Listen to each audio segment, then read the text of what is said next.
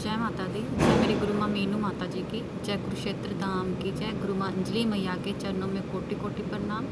जय कुरुक्षेत्र धाम की जय। जय मेरी गुरु माँ के चरणों पर प्रणाम। जय माता दी मेरे भाई और बहनों। जय माता दी। शुभ शनिवार। जय काली कलकत्ते वाली माई तेरी सदा ही जय जयकार।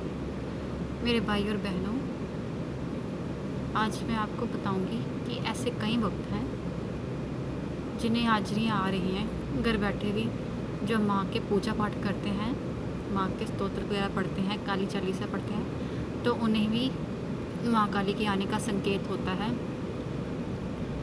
जबकि ऐसा होता है कि जो घर वाले हैं शक्तियों को नहीं मानते हैं, बच्चों को फिर कहते हैं कि आप इतनी पूजा मत करो, ऐसे मत करो, माँ आ जाएगी। तो आपको क्या लगता है कि माँ आपके कहने से आएगी? माँ आपके कहने से नहीं आती। माँ उस वक्त पे अपनी छाया बनाए रखती है जो वक्त माँ का लाडला होता है।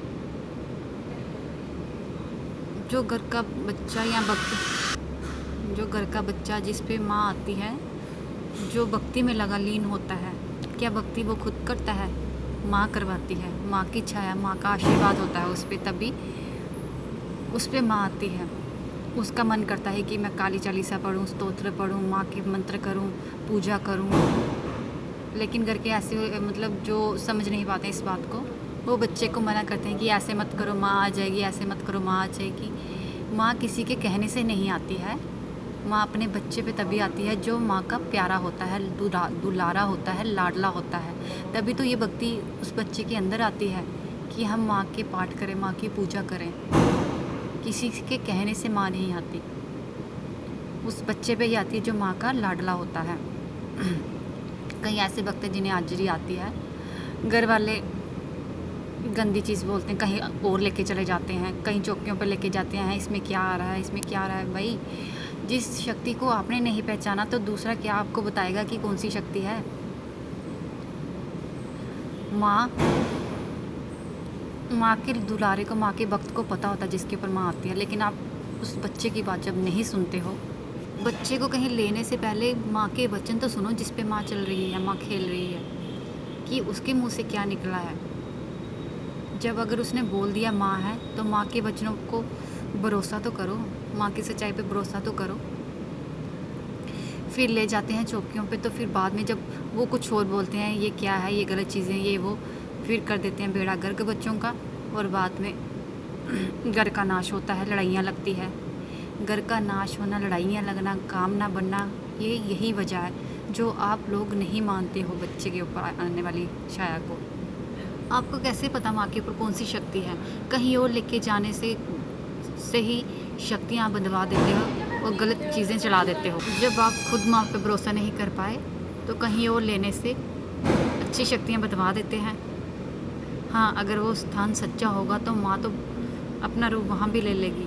लेकिन अगर कोई ऐसे वैसे स्थान पे आप बच्चे को लेकर पहुँच गए तो बेड़ा गर्क हो जाएगा उस बच्चे का भी और आप लोगों का भी। इसलिए माँ की शक्ति को ना दुत्कारें, माँ की पहचान करें। बच्चा घर पे सेवा करता है, सेवा करने दे, लेकिन उसके कानों में मत बोले ना भाई माँ नहीं है, गलत चीज़ें हैं। कुछ वचनों को समझिए माँ के। जो बच्चा अंदर ही अंदर माँ की पूजा भी कर रहा है और आप उसे दुत्कार हैं, तो क्या आपके घर में सही काम चलेगा? नहीं। माँ तो उसको रास्ता दे ही देती है, आज नहीं तो कल दे ही देगी।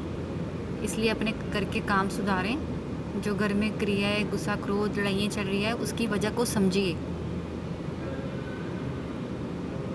माँ को भोग लगा दीजिए शनिवार का। अगर आप इस चीज़ों को नहीं संभाल सकते, कम से कम उस बच्चे के कान में मत बोलिए कि भाई माँ नहीं है, गलत चीज़ें हैं। तभी तो आप लोगों के घर खराब होते हैं।